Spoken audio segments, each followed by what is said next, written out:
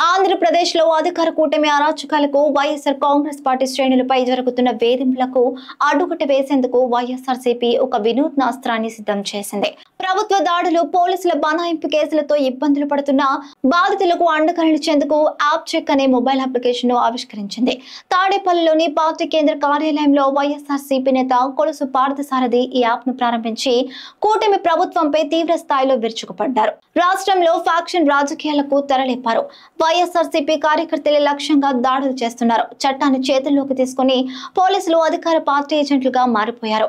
ఈ అరాచకాలను అడ్డుకోవడానికే మా అధినేత జగన్ ఆదేశాలతో ఈ యాప్ చెక్ ను తీసుకొచ్చాం. రాష్ట్రంలో ఎక్కడైనా ఏ కార్యకర్త మీదైనా, సానుభూతి పరులపైనైనా అక్రమ కేసులు బనాయించిన, దాడులు చేసిన, వేధించిన బాధితులు ఈ యాప్ ద్వారా తమ ఫిర్యాదును నమోదు చేయవచ్చు. ఘటనకు సంబంధించిన ఫోటోలు, వీడియోలు, పూర్తి వివరాలను యాప్ లో అప్లోడ్ చేస్తే ఆ సమాచారం నేరుగా తాడేపల్లిలోని వైఎస్ఆర్సీపీ కేంద్ర కార్యాలయానికి చేరుతుంది. అక్కడ ఏర్పాటు చేసిన ప్రత్యేక న్యాయ నిపుణుల బృందం ప్రతి ఫిర్యాదును క్షుణ్ణంగా పరిశీలిస్తుంది. వాస్తవాలు నిర్ధారించుకున్న తర్వాత బాధితులకు అవసరమైన అన్ని రకాల న్యాయ సహాయాన్ని పార్టీ అందిస్తుంది. కార్యకర్తలకు తాము అండగా ఉంటామని, వారి తరఫున ప్రజాస్వామ్యబద్ధంగా, చట్టపరంగా పోరాడతామని పార్టీ భరోసా ఇస్తుంది.